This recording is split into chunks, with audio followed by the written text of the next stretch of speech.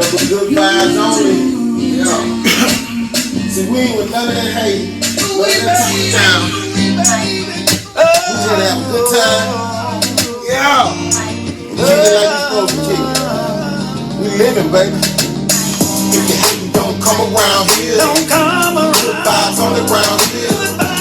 We getting money around here. Get money. Good vibes only around here. If you hate, don't come around here. Don't come around. Good vibes only around here. We getting money around here. Get money. Good vibes only around here. Good vibes, good vibes. If you come with negative energy, then it's good vibes. See, we just trying to have a good time. Relax, kick back, and chill and sip wine. Hey, I'll pour up a little yak. Roll one fact, that's where my mind at. Hey, never good times on it. How real over here, nothing on it. If you hatin', don't come around here. Don't come around. Good vibes on the ground here. We getting money around here. Get money. Good vibes on the ground here. We can't give y'all all that shit, man. We know I can't give it to you all. I just can't give it to you all. You gotta go to YouTube, Apple, or Spotify, or all the other platforms to hear the whole song or see the whole video. I just wanted to let y'all know what type of vibe we on right now. Once again, it's your boy Cuddy Slim, the host of Cuddication, the Kickback Podcast Show. And I'm back like I left some. And y'all are familiar with this guest to the left of me because y'all seen him on my podcast twice before. Well, I'm gonna say 1.5. He came late on one of them. He called me in the middle of the episode. Nigga, you started the show yet? I was just too overwhelmed that day, man. But anyway, it's been a year since that episode has happened anyway. But tonight I got a guest on my show, man. And this guy right here, I've been on his music, man, since the 90s, before it was social media, before it was any of this shit. And the music he put out, it was always good quality. It was always good spoken word. It always had some meaning behind what he was saying. And he never glorified even the negativity stuff that he had put out. Tonight, I have a special guest. I'm going to introduce him. Because I'm going to introduce you. I watch this guy go through a growth of his music and shit, whether it's production. The content always been there. Tonight, I have y'all. I'm wearing the shirt, GBO, Good Vibes Only. To the left of me, I got my boy, Big Sacc, out of Shreveport, Louisiana. Big Sacc, let the people know who you are, man, that don't know about you. Tell them a little bit about your story, man, and kick back right quick. What's up with it? Welcome to the show. Already. I'm just Kickback Podcast. As you can see, I'm eating me some shrimp and chicken. Shrimp and chicken. Man, that shit's swinging. I cooked pork last time I had him. Well, not the first time I had him. I don't do no pork. He don't do that. No pork on my fork, baby. My boy said he wanted shrimp and chicken. I got it for him. Hey, but you know, this shit's swinging, bro. Appreciate you, man. Appreciate you. You're a guest that deserve a steak, but you didn't want a steak, so I got you what you wanted. I don't want a steak. So, man, I'm Big Sacc, man. Run it to the people that is not familiar with you. Big Sacc, Shreveport, Louisiana native. Northside Cooper Road. You know, I've just been in the game for a minute, man. Doing music, doing different stuff around the city. I help out where I can community-wise if I'm available and if they let me know, or if I even see it and I'm able to pop up.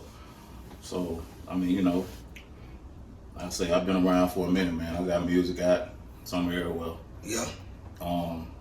Anybody in the city that does music, they done came across me in some kind of way. You know what I'm saying? So, you know. Pretty much anybody that's not living under a rock have heard about him in the city of Shreveport or just say the architect.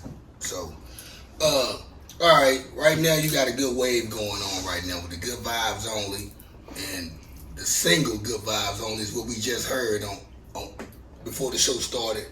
The video is on YouTube, y'all. Y'all go check that shit out. Big Sacc featuring Gina Jones, and the energy of the song and the vibe of the song is immaculate. I'm gonna say it that way. You watch him perform it on the stage, you really gonna love it. You watch the video, you'll really love it. I remember when he first sent me the song, and he tell me never share the shit to people because he knew I would. He don't share it because he knew I share that shit. So I heard the song and once I seen the video, I got a different intake on what. I love the song a lot more now than the shirts and shit alone. So here's the question. I'm a guy that's been following your music since you started recording. True. And you know that. Where was all your project, all the material that you have out? Where was it when you decided, let me go this route with the good vibes only, the songs like that because you was strictly street. Yeah, then. But even when I was strictly street, you had a message. It was always a subconscious message in the music. You know what I'm saying? Because I was never speaking on glorification of the situation. Yeah, I was never glorifying. I was just speaking of life in general from my eyes. Like I was a narrator per se. Yeah. But you know, excuse me. As I got older, you know, different stuff started to take place within my creativity. So, I don't seek out to make certain songs. Just in the creative process, those songs come to me. And if it's a positive song, even if it's a street record, I don't hold back my creativity or whatever I feel when I'm listening to that track. Yeah. To just per se, I need to make a such and such song off this beat.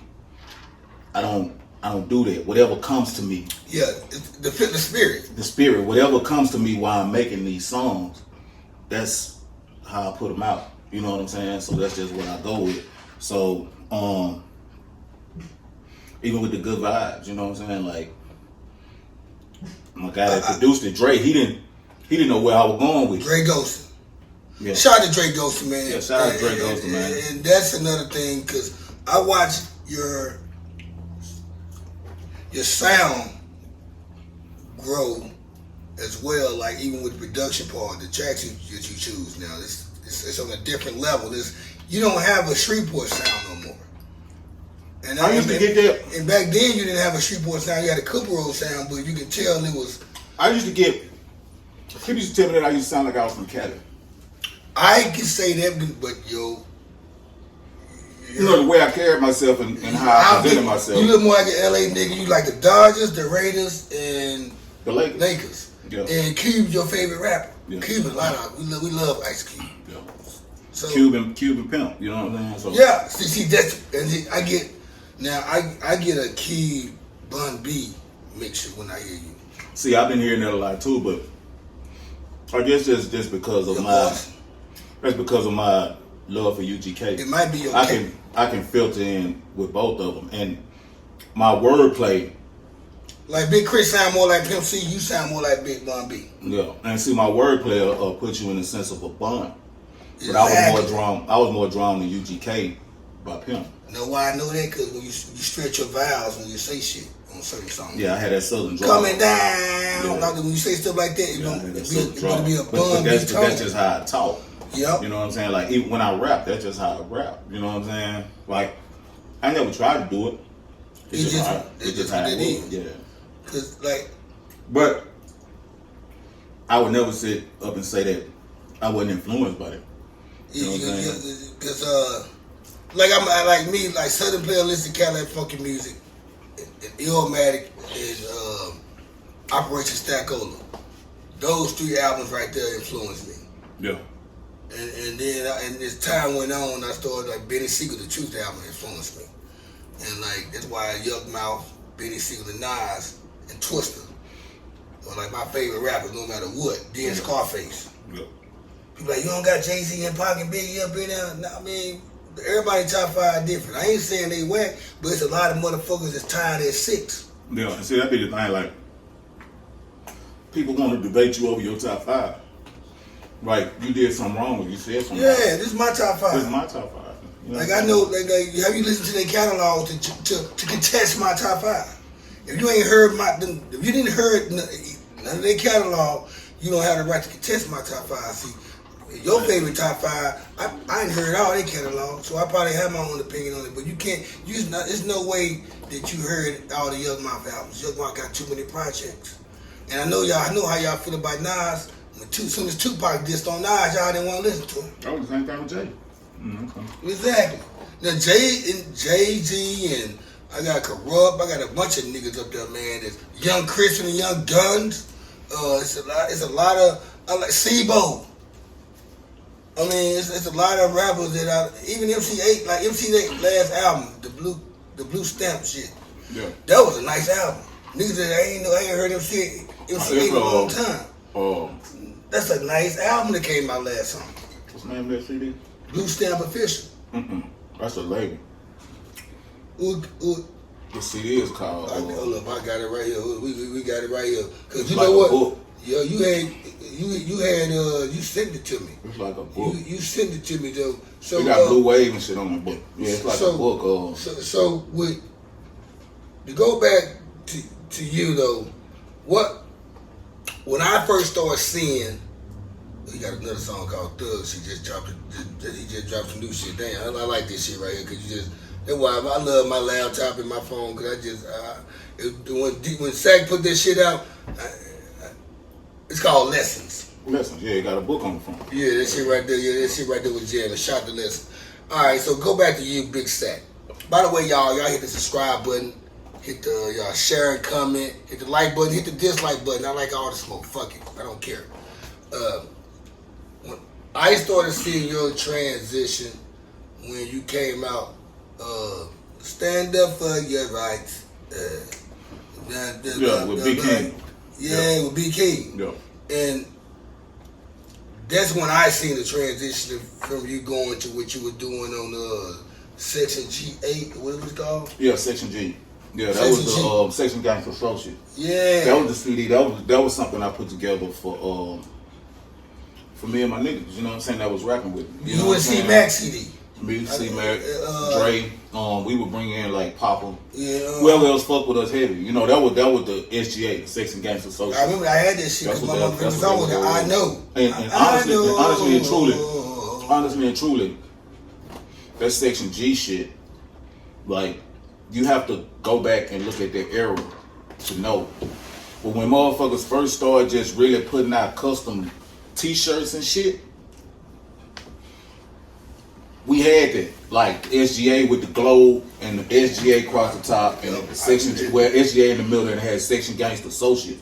You know what I'm saying? Like, we was one of the first originators of that, and that come from, that come from me. You know what I'm saying? Like I say, C-Mac put it in transition to get the shirts did because he had a cool plug on getting shirts did. But hell, we was just representing our brand and our group. But motherfuckers started wanting the shirts, so we started selling them in different colors and shit like that. But that shit, it did what it did for what it did. But we all kind of went in different ways, and I was always on my own path, so I just basically stuck in my own path. Then you went on a hiatus because during that time you dropped that album, I went out to jail.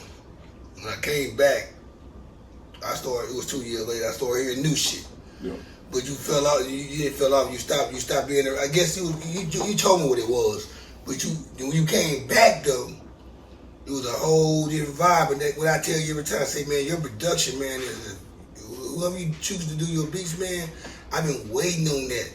Like, I feel like you one of those rappers that's like you kept yourself relevant for a reason. The reason why you still relevant in Shreveport, like you could be that Conway the Machine and West Side Gun coming out in your later life and make relevant music.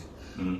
I always said 3 years ago when I said, hey man, they need to give you these. They need to give you some Scarface beats. They need to give you some Benny Siegel beats. They need to give you some darker tracks to speak because you got a life, a story to tell. And I always wanted to hear you on shit like that. Now I'm getting that. Yeah. But see, that was so like I say, I just had fell back basically because I was taking care of my mom. You know what I'm saying? Until she passed. You know what I'm saying? I took care of my mom for about 7 years. You know what I'm saying? Until she passed, but I was always still making music. I just wasn't putting out a lot of shit. Like, you really wasn't adamant about. You weren't even. No, I wasn't just really because I didn't really have and that happened like right after even during the Section G shit. You know what I'm saying? Like like that whole transition happened, and I was always recording, but I wasn't just putting out shit. You know what I'm saying? Yeah. But I was always on the scene and always there because I would always be with, you know what I'm saying, be around with Papa. When Papa had shows and shit, like, you know, little bro used to want me to be there with him. You know what I'm saying? And, you know, those were personal reasons. Like, a nigga, you shout know. out to Big Papa. Yeah, shout out to Big Papa, 18-wheeler, bum. Mr. 18-wheeler. You know what I'm saying? But, you know, he had his reason for wanting me to be there. We knew each other, you know what I'm saying? And he knew that I was an eye that he didn't have. Them nights when he fucked up and in show mode and this and that, man, I'm always focused. You know what I'm saying? Yeah. And you know, like, I do shit without looking for shit in return. You know, it's just genuine. You know what I'm saying? So I would always be on the scene with him. But once I just got back in the mode to just want to put out music, man, don't nobody pick beats for me. I A&R on my own shit. Like, I go find them tracks, I come up with them concepts. It's rarely that somebody come to me, unless it's their song, and tell me that, you know, get on this, or somebody come to me and say, man, I think we should do this like this. What you think about this? What you think about that? That's rare. Majority of everything that I put out, it be strictly me, fool. Like, I go get the track, I come up with the concept. But you have also your producer, Dre. Yeah, y'all have 20 years. Y'all got a chemistry. Yeah, I got different. That's your main producer, though. Dre is my in-house. That's my boy. That's like family. Yeah, that's so the homie. He always there. But even when Dre go through his little mode, Dre went through his little mode where he didn't want to do no music. You know what I'm saying? And man, hey, bro, I'm not knocking him. I'm not mad at him. I ain't pissed off at him. Nigga, you know what I'm doing, because I'm going to tell you. You know what I'm saying? And shit, he see the progress because he see me putting shit together. I let him hear different shit. But if I feel like I need him for this, say, man, bro, I need you for this. Like, when we done the Section G, Dre was really in music mode because he produced a lot of that. Outside of the mixtape tracks that we got, Dre produced the bulk of that. But just per se, like, when I done my DNA CD. I remember that one, DNA. But DNA was a CD that I was working on. That's what I was going through I the know transition. it, right? With MD on it. No, that's Underdog Vet. Underdog Vet. That's my favorite. Underdog Vet was my favorite CD. Underdog Vet. Until Superstar came. Underdog Vet came along. I was taking care of my mama while I was doing it. It was a lot going Underdog on. Vet. I had that CD, man. Yeah, it was a lot going on with Underdog Vet, and I actually put Underdog Vet out, but I lost when. Cause Mandy go on that CD. Mandy go on. MC had brought that CD out here. MC came out here to stay with me, man. And MC, we was bumping that shit every day. Cause I had a pool table in my crib. Yeah. And we always bump. I went to jail, nigga, and all I could think of, I know. Yeah. I know that whole song, man, like word for word, yeah, after he played. See, Mandy go on. I Love Myself. It was me, Mandy Go, Papa, and C-Mac. But I put that CD out. And I think I lost focusing. Once I put it out, you know, I sold a couple copies. I posted it online. I promoted it a little bit, but I lost focusing. You know what I'm saying? And I started working on DNA, which was something totally different. And I got DNA online now. It's on that Piff. And it's on something else, but I called it the DNA Sessions. Is it on my mixtape? It's on my mixtape too. I called it DNA Sessions because I still never just really got to finish that the way I wanted to. But I always thought the music was so good, and the shit I was talking about and the concepts I had on it was good enough to just really just put out. You know what I'm saying? And also in the mix of that, I dropped another underground CD called Realest Nigga Walking. That's on my YouTube. That's on that Fifth too. I don't think it's on Realest. I don't think that but that's like a lot of shit that I was recording, because I was always recording, because that's where I get my therapy from. Yeah. So I'm always record, but it just a matter if I put it out or not. I didn't really just fall into sync until, you know, motherfucker always ask me about in my life, what CD is that on? It was during the time of making DNA. So if it was to be on any CD, it would be DNA. Mm-hmm. But that's something that I really done it because Big B asked me to. Shout out to Big B. Yeah, shout out to Big B on the track, my little homeboy. You know what I'm saying? His brother out here now. JD got my dude. I was with him we gonna got last 4th of July, matter of fact. And I really done that because Big B asked me to, because Banks had some sessions that he didn't finish when he went to jail. Mm. And in my life was one of those sessions. We just, man, she see the hook. That song. She said you need to end your show with that song. See, the hook was already there when I heard it. Banks ain't done no verses. So by Big B knowing, you know, me and Banks connection, you know what I'm saying, or whatever, he was like, man, Sacc, man, listen to this, man. What you can do for it while Banks in jail, just to put out some music to keep him out there. Keep him relevant. Keep him relevant. So I'm like, hell yeah, I like that motherfucker. So I wrote it, recorded it. Well, by the time we got ready to put it out, Banks had to came home. And I told him to go put a verse on it. Mm-hmm. He told me, like, man, shit, big bro, man, shit, I ain't because. He called me because, you know what I'm saying? Like, damn, because I can't say nothing on that motherfucker. You said enough, you know what I'm saying? Like, shit, that shit was just put it out just like it is, you know what I'm saying? So that's what I did. But that song, that's why people always ask me, like, damn, what? But that song was just something that came to me, and it ended up being a underground staple, just like I know. You know what I'm saying? Just like Swinging Elbow. But you know what I'm saying? I got a question to ask you. Let me cut you off. How many people come to you about the song I Know, like I talk about it? Like, that's not like MC put me on this shit. I had it on repeat. Like, I was jigging one night. And I think I played that bitch from downtown all the way to motherfucking George Bush. And some chicks kept on saying, why you keep playing that song? I said, fuck y'all. My nigga, this shit, and it's just, it's one of them hood songs. You know what I'm saying? Like, it's because MD on it. You know what motherfuckers hear, you think it's Banks, but that's MD. So what I did, got the hood, and got my own. You know what I'm saying? It's one of them hood staples.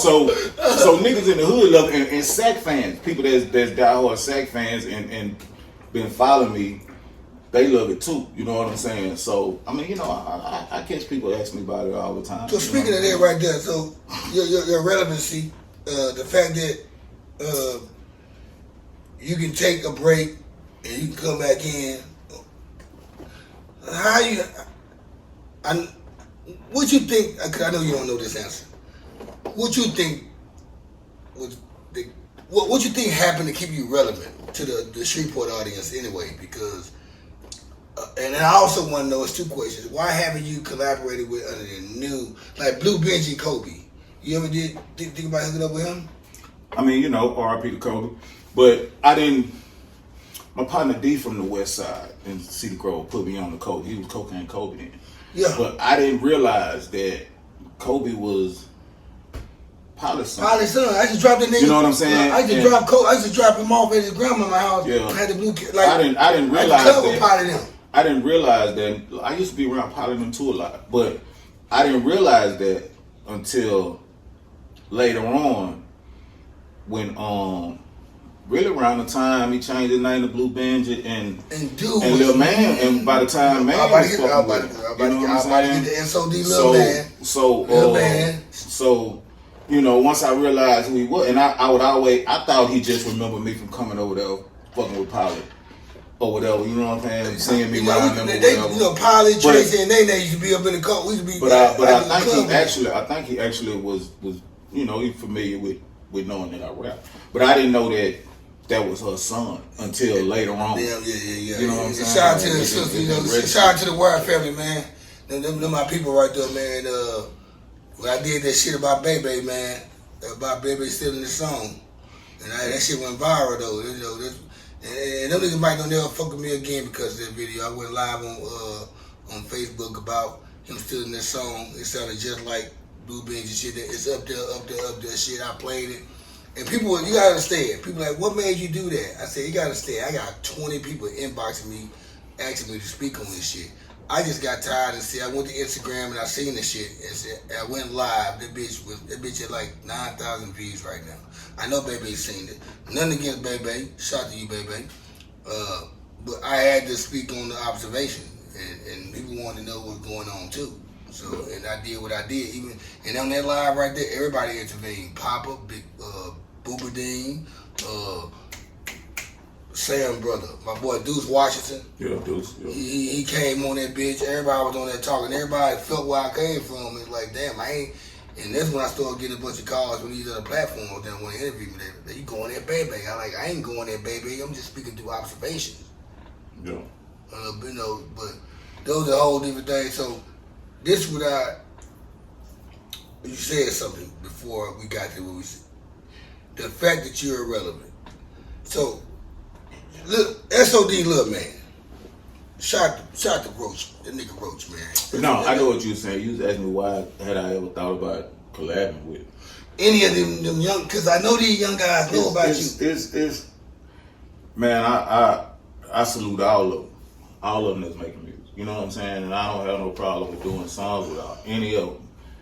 Any of them, I don't have no problem. I get mad when I don't see your name on the list. I been in comment. Like, you know, I get mad though. I be coming. Like, what the fuck y'all niggas? I be in that shit like y'all niggas ain't. Where y'all head at? Yeah, because I mean, you know, good. I wish I had that. It takes a different. I wish I had what you had. It takes a different type of ear to understand just what I do. That's why I said. And from this demographic, it just wasn't. You know what's fucked up? If you was assigned to Griselda, or let's say when I put you with Dr. Dre, people will appreciate your fucking. You can re-record every song you done in the last 20 years on Griselda. Well, I think you should be Southern Griselda. Know why? Know why? Because it's a bunch of. I don't know if I'm gritty enough for Griselda. Yeah, you. I don't think so. I mean, they just so raw. You know what I'm saying? Like, and I can talk that shit. You know what I'm saying? Like, I really can't. I just don't. You and Conway the same fucking spirit. I fuck with them. You and Conway the same demeanor. I fuck with y'all them. got better. Y'all got better with age. I know I can stand up in there with them. Yeah, you know y'all got better with age. But see, that's the thing. See, that's the thing. See, like, you don't making know music. Okay. See, I'm gonna show you something about me. Making music. Okay, you take Super Solid. You can even go all the way back to Plain and Simple, dog, to my first CD. Yeah.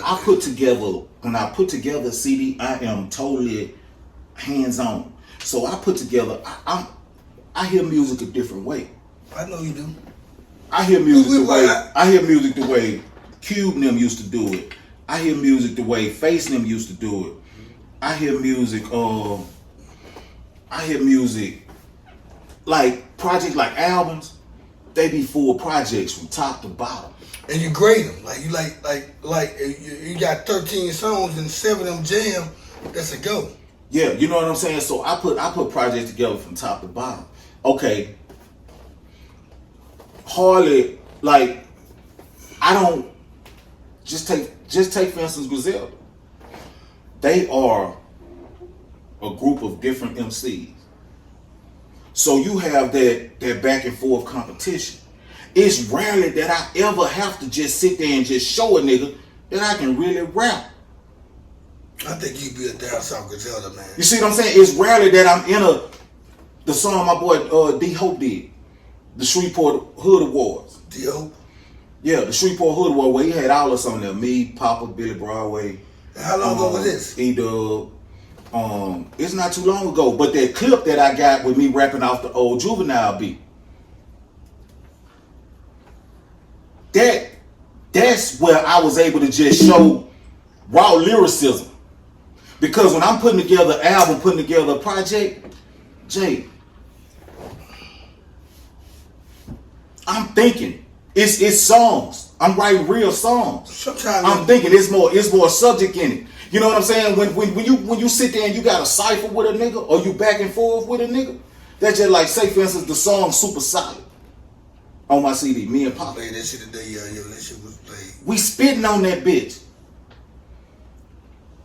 But the rest of my CD is not hard as that. Because a lot of times, no, I'm saying just lyrical, just the grittiness of it. I'm thinking. The grittiness of it. See, Majority of it is songs, and they hard. my thing is that, like, your punchline, you don't got to come with the punchlines, come with. Your narrative be so motherfucking on point. I get that, but what I'm saying is I rarely get a chance to just sit there and cipher with a nigga on a song just to let him know that I really rap. See, I'm the same way. And That's the shit that used to happen when I was fucking with Ike. When I was young. My producers are like alchemists. You know what I'm My saying? producers are like alchemists. They got my boy from Long Beach. He's like Battle Cat. But every time he make a track, niggas hop on it before I hear it. So I can't never get that type of West. I be wanting West. If I want a West Coast track like Battle Cat, I think besides Dr. Dre, Battle Cat is the best producer on the West Coast besides. Quick. Oh, my bad. Dr. Dre quick, then Battle Cat. And I don't know if Mike Dean from the West Coast, but he did a lot of West Coast tracks. He's a white boy, by the way. Mr. Lee stay around the corner, by the way, 713 Mr. Lee. Mr. Lee's a fool, too, though. He's from Louisiana, by the way, just in case y'all didn't know. He need to put the 318 on this shit instead of 713. Mr. Lee produced Blue Laces and shit, didn't he? Yeah, he did Blue Laces, too. But The first one, too. He did the first one, that's why he came here. He did it, so... He said it's a third one. He ain't put it out. No, he ain't put it out. He said so. He said they putting it together. But I think I remember that night too. Though me and King George TV, shout out to King George. We was in the studio. There was a lot of ghostwriters in there that night, and that's when I started. That's when I started stopping. That's when I stopped liking certain rappers because the ghost rappers that's writing these bars don't even like rappers. And this rap, what we at 635, 2 exits of the street before you get to Way Up Chapel. Mr. Lee Studio. He got 3 studios. He got the vault. That bitch like a vault. Like you got to open that bitch up like a bank. Like you got like you got $1 million in cash. You got to open that bitch slide like that, and you go up in that bed, man, like 106 in Park. I did a couple episodes up in there. Mr. Lee, man, like I don't think Mr. Lee get enough credit for his production because him and Mike Dean. Who you think brought you the fucking the Thugged Out Appalachian by Young Mouth, the Fifth Ward Boys, the Paul Wall, the Zeros, all the West Coast. Yeah, he done a lot of production. Mike Dean and 713 was roommates, and Mike Dean's a white boy, y'all. Yeah, you know, music heads know that. So back to what I was saying before all that, though. It's like it's the evolution of your style and hearing you. I always sit down because man, what if Nas, what that shit Nas got? It's like what's it called? Nas shit. What's Nas shit? What? Nas label. Brain fart right brain. Shit, that shit on my head. Dave East and the shooter, my nigga just died last year. Man, that shit. Anyway, Nas label. I think, my opinion, Big Sacc should either be. I would love to hear Big Sacc with Griselda, with Bodie James and Conway and Westside and Mass Appeal. Mass Appeal. I love to see him on Mass Appeal. Cause when Dave East dropped that last album, you what? I fit on Mass Appeal. Yeah, that's what I'm saying. When Mass Appeal, what the nigga just got killed? Shooter. Yeah, shooter something. Yeah. Nigga from Davies. Yeah, so I feel like if you was on Griselda or Mass Appeal, your music could get attended to a little bit more. And not taking away from the producers you have, it's just your narrative and the way you come across with shit and your creativity. Yeah. Them niggas will make you go a whole different way. Like I feel like you kind of remind me of Conway. You got better with age. Yeah. Like Conway ain't ever been whack. Yeah. It's just like like Conway last album and his album before that was better than his first 2 albums. I can attest to that. And that's what I'm saying. And Benny the Butcher, Benny just Benny. Yeah. I think Benny want to go to the Jay-Z level, but I think Benny should just stay who he is, because he'll get more respect, and I think he'll get more accomplishment happening instead of trying to be like Jay. Because I know he loved the 90. He wrote the song 97 Hove because that's what he want to be like. I kicked it with this nigga for 2 days. Yeah. Smoked with him and all type of shit, and people think I interviewed him. I never interviewed Benny the Butcher. We just kicked it. We went to Benny Siegel had a show at the Nines bar in Deep Ellum one night. We all kicked it there, and the nigga was standing on cars and shit all night. And shout out to Benny Siegel though, man. His voice coming back though. He got a new album coming out too. That shit. And the Big Face Gary just released some shit. Mm-hmm. Well, yeah, I can't wait to that. So now on the music part, we talked about that. We talked about how what keeps you relevant in Shreveport, because think about what keeps you relevant is the north side's behind you 100%. There might be some niggas out there from the north side or whatever, or around the city of Shreveport.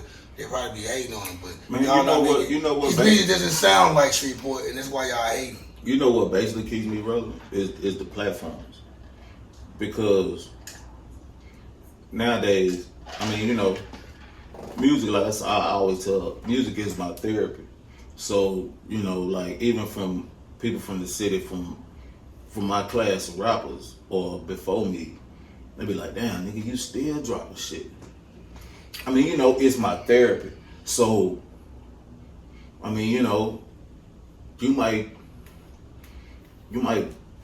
ride and smoke all day at the event. You know what I'm saying? Well, I find me tracks and I write. You know what I'm saying? That's where I get my that's where I vent it. You know what I'm saying?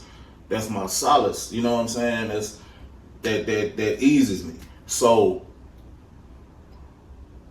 by me doing that with the platforms that we have now, you don't gotta go to I can drop it wherever I want to drop it. I got my own label. You know what I'm saying? Super Solid Entertainment. That's my label. You don't gotta go to 106. And even before I had that, I could just drop it anywhere. I've been had my own publishing for years. I've been with ASCAP since 98, 99. I've been had Sacc Up For You forever. Most people do BMI. You know what I'm saying? Before a lot of these niggas knew how to go do that shit. I used to go to the library and do that shit. So even from the time I was selling CDs out the trunk of my car, I always had my own publishing company. Always. So now I don't have to just sit there and sell CDs out the trunk of my car and let a motherfucker know who I am. People know me already, so I just put the music out online. This song him I had balling, swinging. You know what I'm saying? So I just put the music out online, and man, I ain't never forcing nothing on nobody. If y'all fuck with it, y'all do. If y'all don't, y'all don't. Cause my whole thing is, nigga, shit. I know I got some people out there that I'm satisfying. Yeah. Their ear and their want to hear something from me. So and times them people is 10. Like, okay, I got these people right here in my city love this. In every city is another 100,000 people that love my shit. So. Yeah, and I mean, you know, like I tell them, man, shit, bro. Man, if you feel creative, go in the studio and put that shit together and put that shit out. You got all these platforms, bro. It don't take nothing but a click of a button and a few filling out your names and different shit like that to distribute that shit yourself. You know what I'm saying? You can do that shit yourself nowadays. So that's what keeps me relevant, and along with my passion. It also make you give you motivation too, because you know you don't got to worry about sending your shit to 97. What 99.7? 99.7. I mean, you know, the radio that's cool. You know what I'm saying? But radio, you don't got to put your shit on radio. You ain't got to. You know what I'm saying? Like, I mean, putting your shit on the radio would just make you more commercial, I think. I mean, you know, like I tell you, as long as I'm passionate and I feel like, you know, I got some shit that I want to vent when I'm, you know, just in my different little moods, I'm gonna put out music forever. You know what I'm saying? Like Too Short. You know what I'm saying? Shit. Yeah, I rap forever. Can't stop rapping. Can't stop rapping. So, quick, is there gonna be a Super Solid 2? 2 Super Solid. 2 Super Solid? 2022. I think it would make sense. It's a bunch of twos up in there, y'all. I think it would make sense to put it out in 2022. I actually got a CD ready now. Shout out to Like O. I done a CD with Like O that we done under the radar. It's basically a lot of samples, because he fuck with them samples a lot. So it's like an EP. Yeah, it's a couple songs, and I think I got about 1 or 2 songs that Dre did that was sampled. I don't want to call it a mixtape because your albums are. I ain't put it out. They never be mixtape form to me. I ain't put it out yet because I don't know what to call it. And I'm big on names and relevancy of the names to me. So I don't. So with that project you got working on, which would be good to drop now because it was a year ago. Super Solid dropped. Super Solid dropped during the pandemic. I know it was a year ago. That's like I went to the Hennessy party was last September. Yeah. And when I went out to the Shreveport, everybody was like even Trin. But that's pandemic work. Like that's like a good 2-3 months of just locking in. Two super solid. That from the timing of everything right now, I can see it dropping by late 2022 if it was to happen, right? I think I made 2 super solid about 6 songs. It wouldn't be an EP. You gonna make an EP style? It wouldn't be 10 because I feel like because the way I have it envisioned, 2 super solid, teasing about 6 songs, and then I put out Forever Super Solid. Okay. Hold on. I gotta use the bathroom on that one, y'all. Keep talking, man. Hold on. He just got me. He fucked over me on that one, y'all. 2 Super Solid 2022, and then Forever Super Solid. I never thought of this shit. Damn. Hold on. Keep talking, man. Make us some shit. Talk about the shit right quick. I thought it would be more like more monumental. It'd be bigger than Super Solid the first one. See, that's why I had somebody ask me the other day was Good Vybez Only the first single off the next Super Solid. No, it's not. It's just something that it's just something that came into the play. You know what I'm saying? To keep the momentum going. Yeah, it's just something that came into the play. And it explains why you super solid when you make songs like that because you're not even trying to glorify. You're not trying to do shit because everybody else is doing it. You solid with yourself. Yeah. And what makes you solid to the fans. This is why everybody love you. That's why nobody never try to discount your shit that you say or whatever. You might get somebody to say, "Oh, I ain't digging that shit." Well, them people right there, they feel some type of way for a reason. Man, I still ain't never got the love I received. I won't, and I honestly know that I won't get that until I'm dead and gone. You know what I'm saying? And that's why I give them these flowers now. It's fine. You know what I'm saying? But just as far as to the 318 and the rap scene and the culture around there, I ain't gonna get my flowers till I'm dead and gone. Well, one of those solid albums, I want to be on it, whether it's singing the hook or doing the verse, because I got some shit that I ain't been able to release. I'm actually like I said, I am been doing the Kickback Abulation. It's gonna be a soundtrack for my podcast and my YouTube channel. It's called an Abulation because it's gonna be collaborations with album form. Right. It's gonna be 20 songs. It might be 30 rappers featured on that bitch, but I might just be on the hook on certain songs. But it's called an Abulation. It's a soundtrack for my channel. And I got back in recording music now. These young dudes around here, man, the thing about it, when I rap these young dudes, I rap them verses from like 20 years ago, 15 years ago. They be thinking it's brand new. No. I'm like, nah, man, I wrote this shit down. I don't talk like that. I'm 43 years old. I don't talk like this no more. But I got something for that track, though. Because I was competitive and I want to make sure I want to make niggas, I want to change my verse. I want to rewrite my verse. So what's next? Okay, so what's next for Big Sacc? You got the Good Vybez Only thing going. You did Super Solid. You're doing shows now. And of course you got the EP coming out with 6 songs, 2 Super Solid.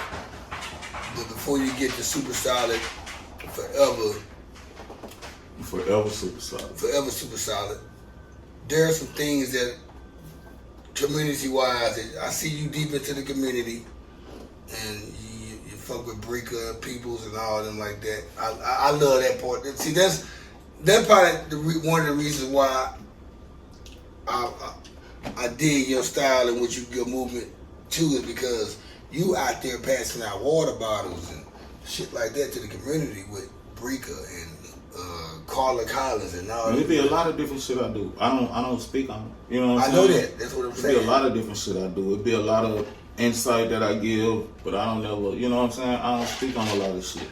You know, everything isn't then that, you know, that's how social media is nowadays. Everybody wanna post and say this and say that, but Popularity contest? yeah, I ain't with all of it.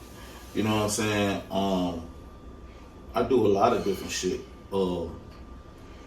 And like I say, as long as I know or as long as they get at me, I always lend a helping hand. It be shit that I go out my way and do. And I don't ask nobody for nothing. You know what I'm saying? I help people.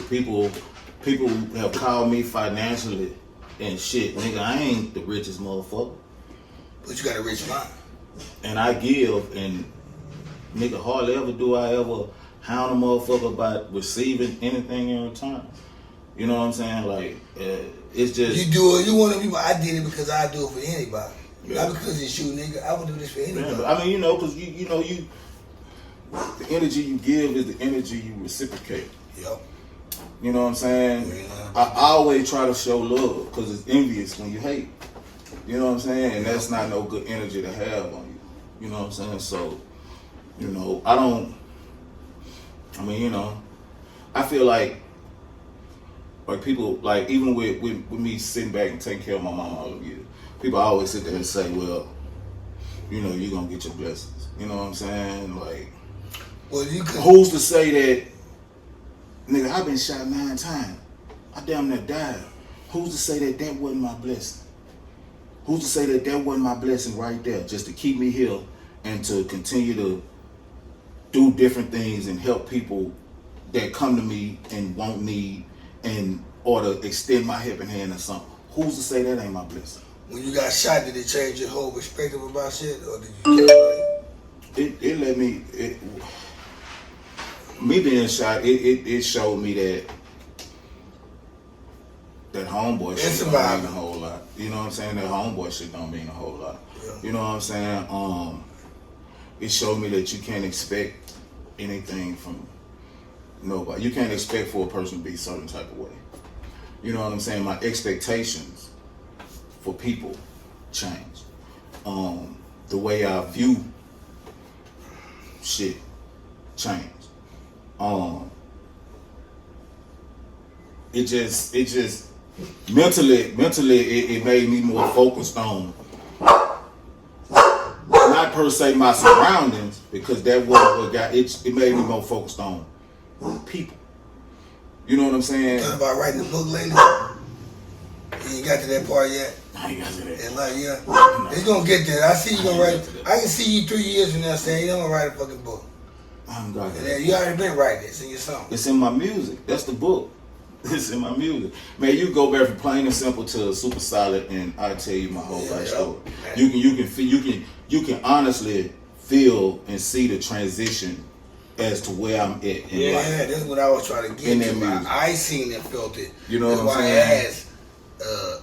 I asked for the audience to know what made you just go into the direction of being that positive rapper, or you don't got to worry about talking about that gangster shit no more, though, because I feel like any because I'm older.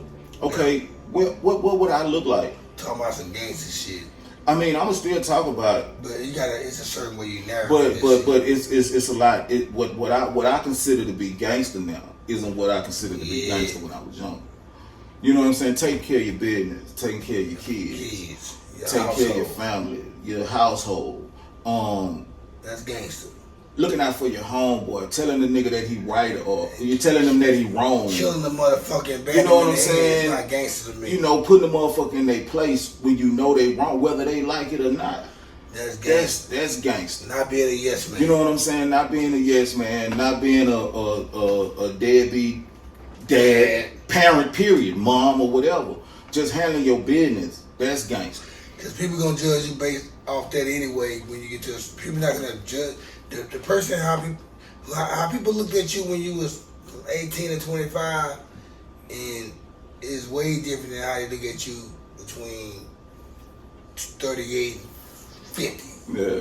So it's just that, you know, even like through the music, I still speak on street shit because my ear is still to the street. But you're just being. But I'ma always give you both sides of the story. You know what I'm saying? I never gave you one side. I ain't never been the nigga that was out there drive-buying and killing a nigga and fuck it.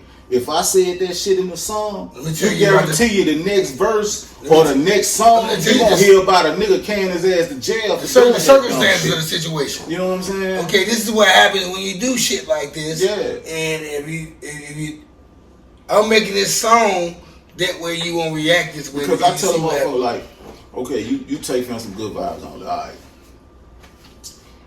Nigga, I ain't no saint by fault. You know what I'm saying? No, he ain't. I ain't no saint by fault. But you have to get to a point in your life to where if you're not trying to feed positivity into the community, because our community fucked up. Shreveport, where I'm at, Shreveport, Louisiana, I have a platform, I have a voice. So I gotta put out good vibes, good energy. You see what I'm saying? And that's not forced. That's where I'm actually at in my life. You know what I'm saying? Like I could care less about a lot of shit, especially if it's gonna piss me off or make me. I overlook so much motherfucking bullshit, bro. To where years ago I probably would have addressed it in a way I've never been chaotic, but I would address it in a way to where a nigga feel like I'm with the shit, which under the surface I'm with the shit, but nah, bro, we gonna keep mashing on some other shit. If it's gonna cost me freedom, life, if I can, if a nigga can sit here and see me go through my transition and put some good energy into the community and actually mean it and be for that, I mean, hey man, I appreciate that. You know what I'm saying? Like, I appreciate that. So if I'm gonna continue to put out music and continue to just walk this light with the music, with the just per se the platform that I got to put out some good energy, bro. Because like, the city fucked up. The youngsters are fucked up. You know what I'm saying? The youngsters are fucked up. My generation was a lost generation. It was ours. You know what I'm saying? We was fucked up. But shit, we didn't know no better. But we didn't have the OGs that tell us no, stop and don't. They told us do that. Yeah, that's yeah, niggas. But now we the OGs that have the. But you have to realize where it was failed at. What you know what I'm saying? Like shit, I had some niggas. R.I.P. my big brother Scrub. He was one of the niggas that would tell me, say, cuz you tripping. And that's one person. You gonna throw your whole life away. You listen to Scrub more than you listen to anybody. You gonna throw your whole life away. And I had some niggas on the other side like, nigga, let's go ride. You know what I'm saying? And I ain't gonna mention them niggas' name. Yeah, because they was on the wrong side of the track. And I got the devil and the angel, right? Because if Scrub knew about it, Scrub was gonna tell me niggas you tripping. And some of them niggas still will ride. Exactly. They'll still do the same shit now. At our age, we see what I'm saying? So I mean, you know, and Scrub was older than me. And some of these niggas was older than me. But still in all, a lot of times, especially back then, we would push towards the negative. Scrub would have to come get me and keep me with him to make sure I didn't go towards the negative. Because 9 times out of 10, if I ain't with him, I'm doing some bullshit, dog. And he wasn't no saint by fault. But he wasn't trying to send a nigga to jail. Especially not on no bullshit. If you went to jail, you got caught up in some shit that we was doing collectively or some shit like that, but it wasn't no bullshit. Nigga was really trying to get some money. You see what I'm saying? So like I say, I'm not a saint by far. So I never tell a nigga like, say, bro, I ain't never did that, nigga. You woo, say, man, I've been there before, bro. That ain't the right thing to do. You know what I'm saying? Like, everybody ain't gonna get it. But if one person get it and you can save one, man, I'm fine. So Scrub, imagine. So now that it finally hit me. So Scrub's passing away. I think that probably made you shoot a different direction towards your music and your message. Not your message probably always been. I think now that you say that, I seen when your music changed when Scrub died. It makes a lot of sense to me now. I forgot about that narrative. Now that you brought it up, that's when I noticed your music changed. And not only that, White Boy. Yeah. Rest in peace, White Boy. Yeah, White Boy. And he's another one. Because I know for sure where he come from wasn't where he was at the time of his demise. You know what I'm saying? At the time of him getting murdered like that, the way he got murdered, man, White was not. It wasn't his problem. That wasn't his character at that time. But it was his character once before. I know. You see what I'm saying? And your character that wasn't his character at that time. It was a lot of shit going on that was, he was semi-reverting back to that old guy, but he didn't want to, and he didn't really need to. But when his family is involved, he felt like he had to. But he still hadn't reverted back to that person. So I know for sure the way he was murdered, nigga, he wasn't that person no more. You know what I'm saying? Like, dude was really on some other shit. That's crazy, man, when you get knocked off, man, for some shit you don't even stand for no more, man. And when you were standing for that shit, and I can't say he didn't stand. Touch it. I can't say he didn't stand, because a lot of shit was happening with his family, dog. So,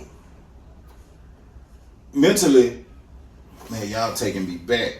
So it ain't like he couldn't stand for it. It was that, man, this shit got to quit before I beat him fucked around and threw everything away, protecting my people. On the flip side, he got murdered and behind somebody else. Behind some other shit. And he wasn't even in the act of protecting his people when he got murdered. You know what I'm saying? I could see if he hadn't jumped out there and was in the act of protecting his people. Nigga got a free kill on my boy.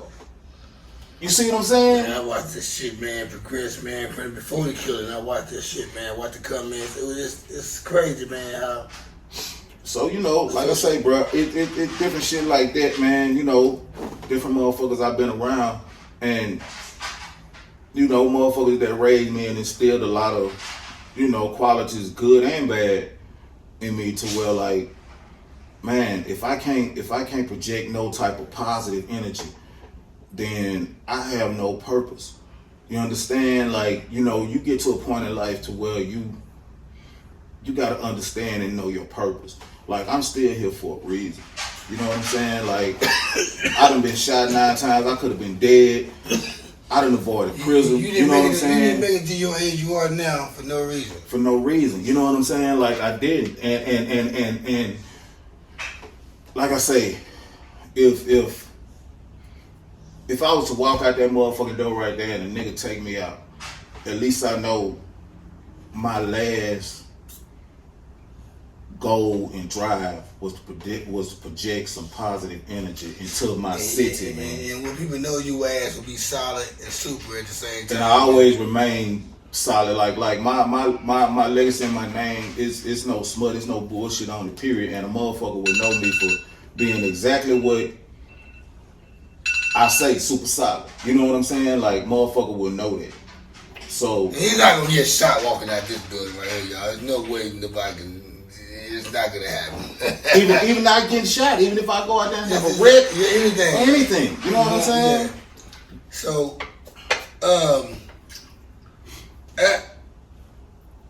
we got Super Solid that dropped last summer. We have one of my favorite songs is that, like, I wake up brushing my teeth in the morning and put my clothes on to the song Good Vybez Only. It's one of the most catchiest songs to me this year, and it's like it feels like a song that should be played everywhere, but it can't get there until we get everyone to listen to it. So, I like it, and I always tell people I like when an artist sounds like he's not from where he's from. When I say that, Louisiana artists, because Louisiana artists, they go straight to the bounce. I like Currency, Young Rowdy, and Trademark. I love them because they don't do bouncy shit. Now, Spitter Bad News, he sticks to the bouncy, but he got the bars to cover it up. I love when the Louisiana artists come out with music and it doesn't sound like it's Louisiana made, because they can go to the West Coast, the East Coast, the Midwest with their shit, and it'll make the crowd move. Eventually, the bounce shit will add up too, but that's what I like about artists. I like when a rapper, these rappers like Dallas, they got so many rappers around here, and nobody's not really from Dallas that's in Dallas. And they got different type of styles. The most popular styles around here are the ones I don't like. I like the ones that you got your Most Defs out here. You got your Larry Jones out here. You got your fucking Dark Lows out here. You got all type of artists. You got your Black Thoughts out here. Your Far Sides. You got a bunch of them. And that I just like good music, no matter what they talking about, as long as the production good and the content is clever. I'm with it. But before we end this show, let everybody know what your next moves are. Shit, I don't know. I can't tell you what my next moves are. That's a good ass answer right there. Man, I mean, for real, bro. I just live, I just live day for day. You know what I'm saying? It's not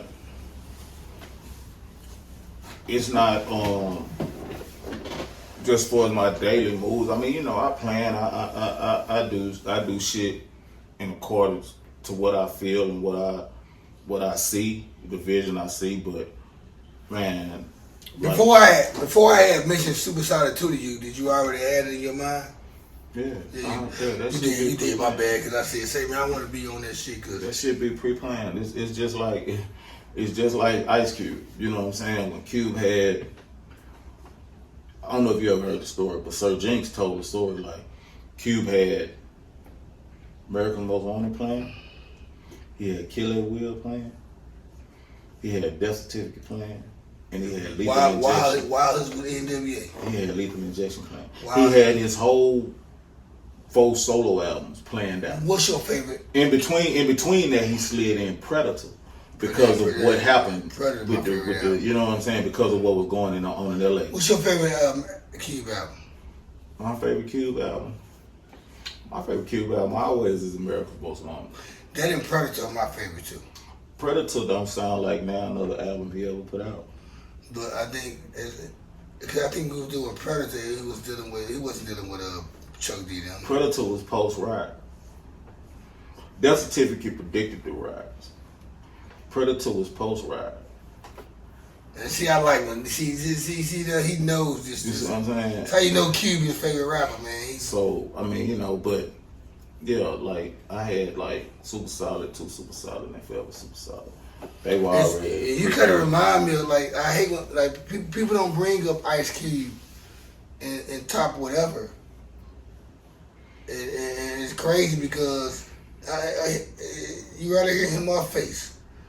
They were the lyrical, they were the lyrical niggas outside of the East Coast. Like Face Like the Diary, it don't sound like none of the album he ever put out. And if you hear Face tell the story, if you ever hear Face tell the story, he don't even remember making that song, making it out. I watched. I've been keeping up with Brad. You know what I'm saying? Okay. But yeah, man, I'm just trying to project good energy. And you're playing shit by the ear. You pretty much like just moving on just moving where the frequency takes me. You see what I'm saying?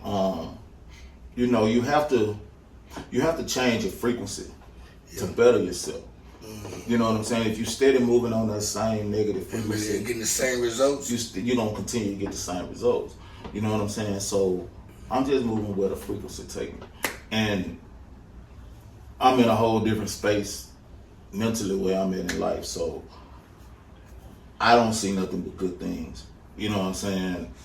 In the future, which I ain't just had no whole bad thing. But I'm just talking about as far as with my music. You stay out the way. You do a good job. You know stay out the way. So, but I stay out the way, but I'm there.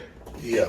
You know what I'm saying? I'm present. You know what I'm saying? I keep my ear to the streets. Yeah, you know what I'm saying? So, like I say, man, I'm just pushing, you know, the good vibes only. It's not only a song, it's also a brand. It's a movement. It's a whole it's a way of living. I salute my boy Jeter Jones for jumping on the track with me. Jeter Jones. King of the king of trail ride blues, man. You know what I'm saying? You going to trail ride and shit? Man, I've been to a couple. I've never been to a trail ride, man. Couple. I gotta go buy some boots to go because I'm not stepping down the trail ride in none of my shoes. I've been to a couple, but I mean, you know, like even with those, like talking to Jeter when I was like, man, Jeter, we gotta shoot the video. We gotta get a good trail ride scene. Jeter say, man, Sacc, I ain't really fucking with them trail rides like that. And I was like, why? Bro, the youngsters crash the trail rides and shoot them motherfuckers up. They shooting the trail rides now? Yeah, man, they shoot them bitches up. And that's why people start going to trail rides because they got to deal with this shit. Fuck with I mean, the you know, he boys. gave me an instance, and it wasn't even in the city, but he gave me an instance of a trail ride he was at and shit. He had to leave out that motherfucker ducking. So he kind of felt the way. Now, not to say that he won't go do one, but he's a little bit more cautious going to do them. You know what I'm saying? Like, as opposed to, say maybe a nigga do 20 trail rides a year, trail ride season, where he might just go do 10. You know what I'm saying? Because, like I say, the youngsters, man, they so motherfucking wild and loose in the city, man. They just shoot up everything. And the beefs man, you don't know who be beefing. And that's what I was going to say when you asked me about dealing with the youngsters with the songs and shit. Yeah. Okay, well, I don't have a problem with doing those songs with none of them cats.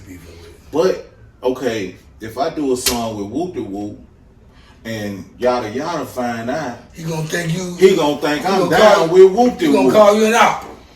Exactly. And we just making music. You know what I'm saying? You feel where I'm coming from? So that shit all fucked up. There's no morals and no codes to it. So, you know, like I say, man, shit, I'm a neutral cat. Like, I've always had my own problem. I'm way far away from the gangbanging shit I grew up doing. My own problems are my own problems. You see what I'm saying? You compete with yourself, not with nobody else. Yeah, you know what I'm saying? So, nigga, shit, just cause you see me on a song in a video with this nigga, that don't mean that I'm down with the shit that he down with against you. You understand what I'm saying? So, but they so fucked up to where they don't understand it. And I get it because I was that youngster that was fucked up like that before too at one time. Like, nigga, you with him, that's your boy, you down with him. Do you think Shreveport will ever be a city to ever get they shit together as far as and I'm not gonna say it's the people of Shreveport, but the city of Shreveport itself doesn't provide any productivity for people to be progressive or progress in anything because if they don't give you look around here like where am I right now? I don't have to drive my car. I can walk out that back part that gate right there and I leave my apartment. I'm in a whole different type of world of stuff to do with the family, date nights, whatever. The Shreveport had the same scenery that this strip back here, all the way from there to down there somewhere. Upon that belt line, y'all. And the strip tollway. If Shreveport had that, sometimes I ask myself, if they had this, it'd cause more drama or it'll calm down the drama. What I think has happened is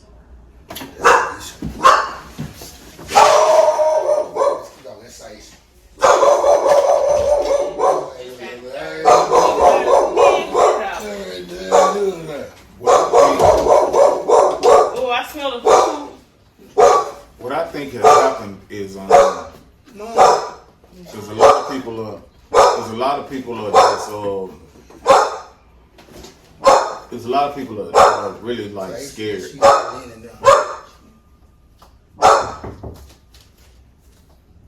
Keep talking, cuz. Here's my sis, y'all. Hey, what's up, cuz? Thank you. That's how you right here, man. Go butter. You You're going to have to edit this shit. Look, so what I think is happening is, I think a lot of people are just really scared to create more scared to create a positive platform or positive shit to do because of the negative that goes on. To where like, okay, well, man, shit, ain't no need to have that function. They gonna shoot it. You see what I'm saying? Yeah. Whereas it takes it, yeah. So we're not gonna build a whole school right here because y'all gonna tear that motherfucker up and spray paint. It's about to end right now. Yeah. Your show still running? It's about to end. About to do Scrap Beach Award. Which we about the show still running, y'all. And we were talking about Taisha, you coming here? I'll give you a plate real quick. It's the Kickback Podcast show, y'all. Y'all know how it is. Y'all know that's Shut up. Where my cup? Man. Oh, man. She been on my podcast before, y'all. Let me hop in here. She want to come in together. What's good? now you decide to come on the camera. You might I'm hungry. Hey, you get splayed. Hold up. I don't know if I can see you right there, but anyway. Get your ass over. Skinny McMini with What you call it? McBelly. Skinny McMini? Skinny McMini Hey, you know with what, man? McBelly. I'm at 206 now. Oh shit, what you like, 4.5 months? Okay. Shut your ass Don't up. have no preemies around here. Shut your ass Hey, man. Don't have no preemies. You gonna want you a shot or something? I sure do. I definitely do. But anyway, we about to wrap this show up since we at the end anyway though. Hey, by the way, Big Sacc, welcome to the Kickback, man. Again, man, you had a good time. How was that Man, chicken? food good. Food Shrimp was was good. good. So fat. And the shout out you want to give out to the people before we end this shit. Man, I just want to give a shout out to everybody, man. Buffalo Saisha. She's The Buffalo. Hey, Buffalo kids. Buffalo kids. Shout out to my boy T. White, man. Tre'Davious White. He is clowning up there in Buffalo. For the Cooper Road. Cooper Road native. You know what I'm saying? 27. But anyway, man, he putting on for your city. What Hey, you that's talking right. about? That no, I know what you're talking No, you about. don't. No, you don't. I know exactly what you're talking about. But yeah, man, Rap. just shout out to everybody, man. Like anybody that know me, anybody that fuck with me, even if you don't fuck with me, man, still shout out to you, man. No love lost, bunch of love gained, good vibes only. Period. Good vibes only, y'all. GBO, y'all. GDO, but Hello. I'm with it. That's what's up. Period. Good vibe. Yeah, Good good vibes. vibes only, man. If you come with negative energy, You can follow me on. on you can follow me on all platforms. Mainly they Sacc the Great, Twitter Sacc the Great, Facebook Jeremy Williams, Instagram Sacc the Great, TikTok Sacc the Great 1. All music is on all platforms under Big Sacc, BIGSACC. Make sure you go stream, download, cop, whatever you want to do, and just support the movement. Good vibes only. Merch is on deck and available. We got keychains, we got shirts, Keychain shirts. we got all types of shit, stickers, all types. And of how can they follow you? How can they look you up? I just said We that, just Jay. said all of that. I don't know how you missed all of that. I'm What tripping. you been talking about? Pay Cuddy no attention, man. Cuddy done cook some of that trap chicken. Trap chicken. I don't got this. Right, like he passing out. Trap He's chicken. sleepwalking right now. No, I don't do no type of sleepwalking. No trapping around here, y'all. Okay. So, Yeah, so, okay, y'all, we're to the final part of the episode. It's the Scram Bitch Award. Y'all know how we do it. Scram. Scram. The Scramblings. Stacking cash, really about mine. He came up with that acronym, by the way. Stacking cash, really about mine. You live by mine. Scram. So, do you have a Scram Bitch Award? I don't. Good, I'm glad She you know. finna scram and get some of that food. Bingo. Do you have a Scram Bitch Award to anything? Headaches, the Cowboys, Oh yeah, definitely. Scram bitch to the Cowboys. 635, the Shreveport violence, headaches. Scram to all the violence and all the bullshit. The Raiders. And all the haters. Hold on, bro. Shots fired. Pew, Raider pew, Nation. pew. But yeah, scram to all the bullshit. And man, look here, bro.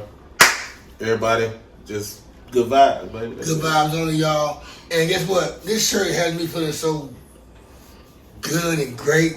And so.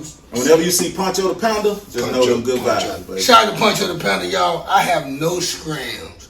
Scram to anybody that's not supporting the Good Vibes Only movement. That's my only scram. I scram this If you don't chicken. like the song, the scram the chicken, we about to scram this shit too. Scram Yeah, to I everybody. can't wait till we done. So I And on the count of three, we gonna see it. 1, 2, 3. Scram, bitch! chicken. Let's go fuck yourself. I'm out like a fat kid in dodgeball. Okay, let's get this chicken. I took it out. I was Yeah, ready no, for it. it's over with now. Uh-oh. What's some chicken? Okay. And there we go, y'all.